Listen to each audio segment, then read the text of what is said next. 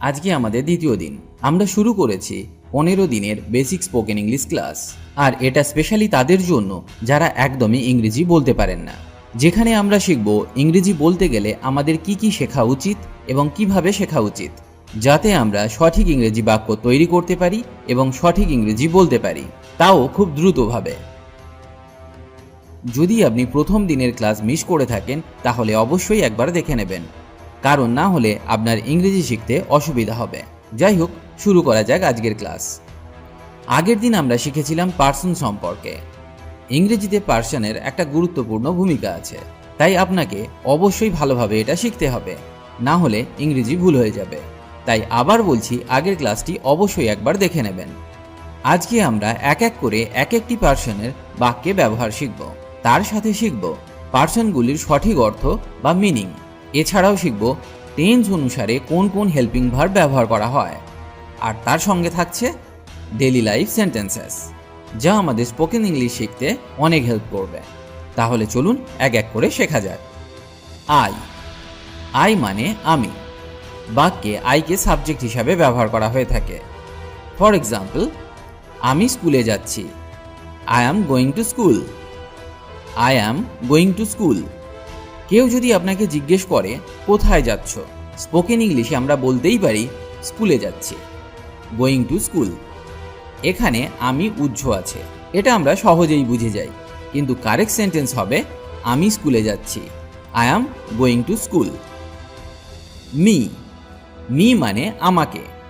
আমাকে বইটি দাও। Give me the book. Give me the book. বইটি কাকে দেওয়া হবে? না, আমাকে। এখানে আমরা মি এর ব্যবহার করলাম। মাই। মাই মানে আমার। এই বাড়িটি আমার। This is my house. This is my house. বাড়িটি কার? বাড়িটি আমার। এখানে আমার অর্থে মাইকে ব্যবহার করলাম। আমি আগেই বলেছি, আজকে আমরা এক একটি পার্সনের সঠিক বাংলা অর্থ শিখব, যাতে আমাদের আর কখনো ভুল না হয় বাক্য তৈরি করতে। মাইন। মাইন মানে আমার। এই বইটি আমার। This book is mine. This book is mine. বইটি কার? না, বইটি আমার। Difference between my and mine. My এবং মাইনের মধ্যে একটা পার্থক্য আছে। এখানে একটা কথা বলে দিই, বাক্যে মাই কোথায় বসে আর মাইন কোথায় বসে, এটা নিয়ে অনেকের একটা প্রশ্ন থেকে যায়। তবে বেশিরভাগ ক্ষেত্রে মাই বাক্যের মাঝামাঝি স্থানে বসে, আর মোটামুটিভাবে মাইন বাক্যের শেষে বসে। মাইন বাক্যে পজিটিভনেস দেখায়, মানে কোনো কিছুতে অধিকার দেখায়। যেমন এই বাক্যটিতে, এই বইটি আমার। This book is mine. This book is mine. এখানে মাইন একটা অধিকার দেখাচ্ছে। কার বই? না, আমার বই। আশা করি আমি আপনাকে এটা বোঝাতে পেরেছি। উই। উই মানে আমরা। আমরা বই পড়ছি। We are reading book. We are reading book. We বা আমরা হলো অনেকজন, তাই এটা প্লুরাল। আস। আস মানে আমাদের বা আমাদেরকে। এটা আমাদের দিন। Give this to us. Give this to us. Our. Our মানে আমাদের। এটি আমাদের গাড়ি। This is our car. This is our car. Ours. Ours মানে আমাদের বা আমাদিগের। বাক্যে আওয়ার্স ব্যবহার করলে একটা পজিটিভনেস বা অধিকার দেখায়, তাই বাক্যে ব্যবহার করার সময় এটা আপনাকে মনে রাখতে হবে। মোটামুটিভাবে আওয়ার্স বাক্যের শেষে ব্যবহার করা হয়। ইউ। ইউ মানে তুই হয়, তুমি হয়, আপনি হয়। ফর এক্সাম্পল, তুই কেমন আছিস? তুমি কেমন আছো? আপনি কেমন আছেন? এদের সবার ইংরেজি হবে how are you. How are you. এখানে আমরা ইউকে সিঙ্গুলার হিসাবে ব্যবহার করলাম, তবে ইউকে ইংরেজিতে প্লুরাল হিসাবেও ব্যবহার করা যায়। যখন ইউকে প্লুরাল হিসাবে ব্যবহার করা হবে, তখন তার বাংলা অর্থ হবে তোরা, তোমরা বা আপনারা। ফর এক্সাম্পল, তোরা সবাই যেতে পারিস। তোমরা সবাই যেতে পারো। আপনারা সবাই যেতে পারেন। এর ইংরেজি হবে you all may go. You all may go. এখানে আমরা ইউকে প্লুরাল হিসাবে ব্যবহার করলাম। ইউর, ইউর মানে তোর, তোমার বা আপনার। তোমার চোখ খোলো। Open your eyes, open your eyes. Yours, yours মানে তোদের, তোমাদের, আপনাদের, তোর, তোমার, আপনার। এতগুলি বাংলা অর্থে আমরা ইয়োর্সকে ব্যবহার করতে পারি। মানে ইয়োর্সকেও আমরা সিঙ্গুলার বা প্লুরাল হিসাবে ব্যবহার করতে পারি। ফর এক্সাম্পল, এই বইটি কি তোর? এই বইটি কি তোমার? এই বইটি কি আপনার? এই বইটি কি তোদের? এই বইটি কি তোমাদের? এই বইটি কি আপনাদের? এই বাক্যগুলির একটাই ইংরেজি হবে, is this book yours? Is this book yours? এখানে আমরা ইয়োর্সকে সিঙ্গুলার এবং প্লুরাল হিসাবে ব্যবহার করলাম।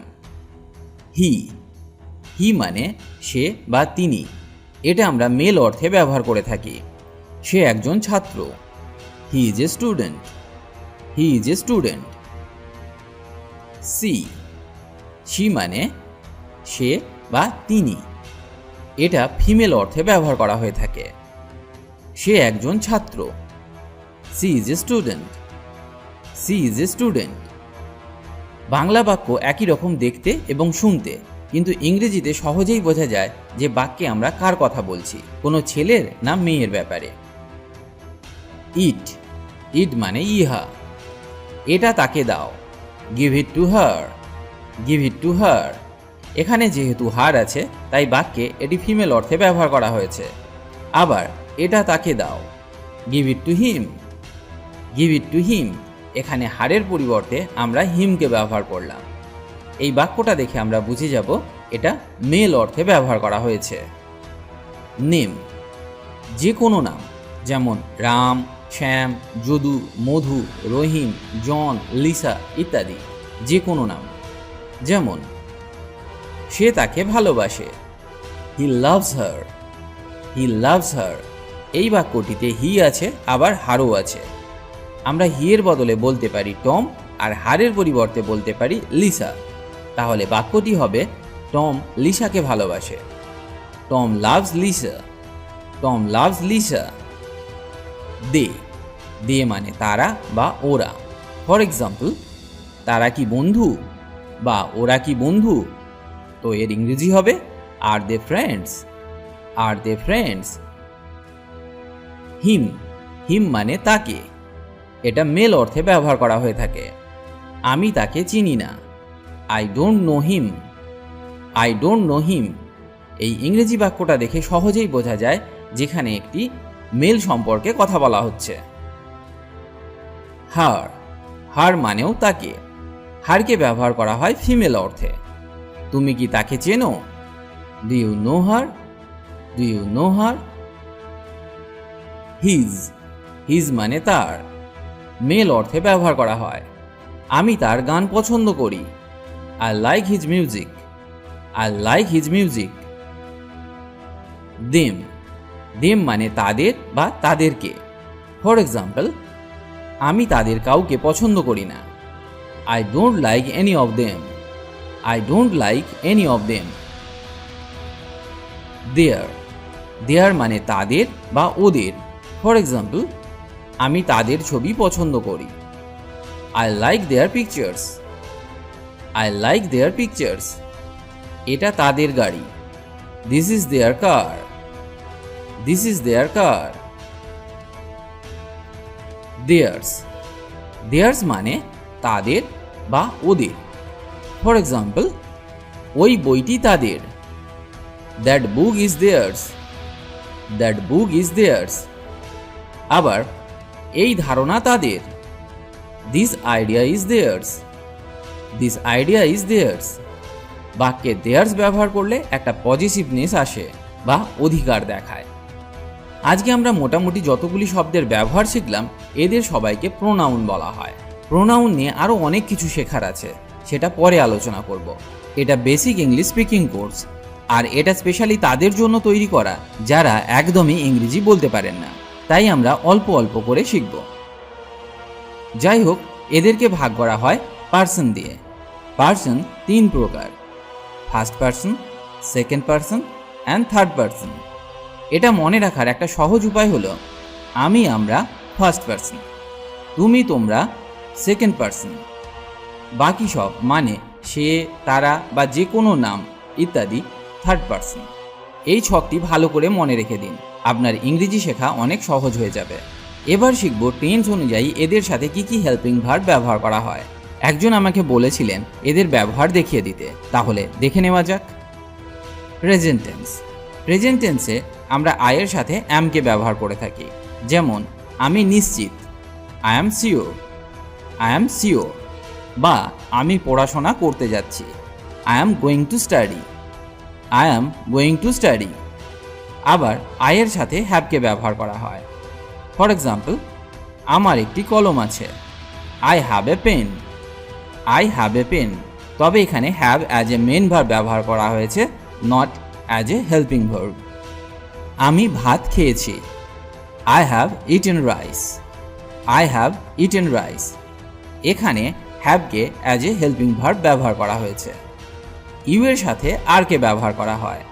যেমন তুমি পড়ছো, you are reading, you are reading. We এর সাথে আরকে ব্যবহার করা হয়। আমরা খুশি, we are happy, we are happy. They এর সাথে হ্যাভকে ব্যবহার করা হয়। তারা ইউরোপে চলে গেছে, they have gone to Europe, they have gone to Europe. He এর সাথে ইজকে ব্যবহার করা হয়।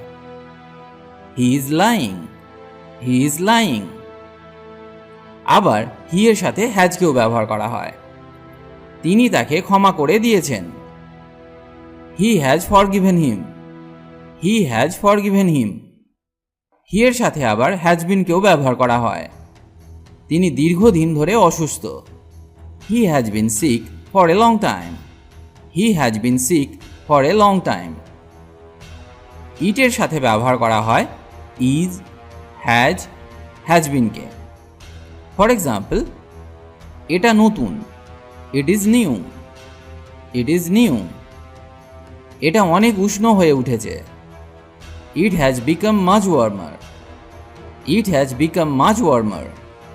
রবিবার থেকে বৃষ্টি হচ্ছে, it has been raining since Sunday, it has been raining since Sunday. C এর সাথে ইজ, হ্যাজ এবং হ্যাজ বিনকে ব্যবহার করা হয়। সে কাঁদছে, she is crying, she is crying. সে বাইরে গেছে, she has gone out, she has gone out. তিনি এই সপ্তাহে খুব ব্যস্ত আছে, she has been very busy this week, she has been very busy this week. এখানে আমরা হি এর সাথে হ্যাজ বিনকে ব্যবহার করলাম। এগুলি আপনাকে মনে রাখতে হবে। আপনি যদি টেন্স ভালোভাবে না জেনে থাকেন তাহলে অবশ্যই আমাদের টেন্সের ভিডিওটি দেখে নেবেন। যদিও আমি আবার টেন্স নিয়ে আলোচনা করব, তাও আপনার শেখার ইচ্ছা থাকলে আপনি দেখতে পারেন। যাই হোক, এবার আমি এদের পাস্ট টেন্সে ব্যবহার নিয়ে আলোচনা করব। Past tense. আমি এখানে আর উদাহরণ ব্যবহার করব না, কারণ তাহলে ভিডিওটি অনেক বড় হয়ে যাবে।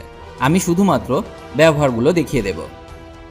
পাস্ট টেন্সে আয়ের সাথে ব্যবহার করা হয় ওয়াজ, হ্যাড এবং হ্যাড বিন। ইউ এর সাথে ব্যবহার করা হয় ওয়ার, হ্যাড এবং হ্যাড বিন।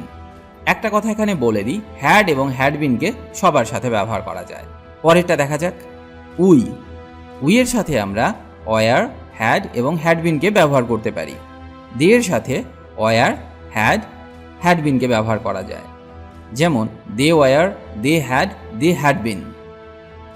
হি এর সাথে ব্যবহার করা হয় ওয়াজ, হ্যাড এবং হ্যাড বিনকে। ইটের সাথে ব্যবহার করা হয় ওয়াজ, হ্যাড এবং হ্যাড বিনকে। তাহলে আপনাকে মনে রাখতে হবে হ্যাড এবং হ্যাড বিনকে সবার সাথে ব্যবহার করা যায়। এবার দেখা যাক ফিউচার টেন্স। ফিউচার টেন্সে কিভাবে এদের সাথে হেল্পিং ভার্বগুলোকে ব্যবহার করা হয়। আয়ের সাথে ফিউচার টেন্সে ব্যবহার করা হয় উইল এবং উইল হ্যাভ।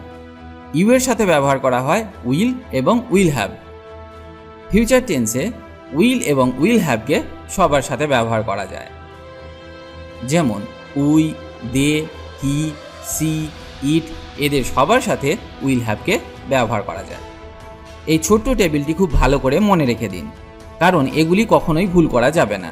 এখানে যদি ভুল করে ফেলেন তাহলে আপনার বাক্য তৈরি ভুল হয়ে যাবে, তার সাথে বাক্যের অর্থও ভুল হয়ে যাবে। তাই এটি অবশ্যই মন দিয়ে শিখবেন। আজ এই পর্যন্ত, আবার দেখা হবে নতুন এক ভিডিওর সাথে।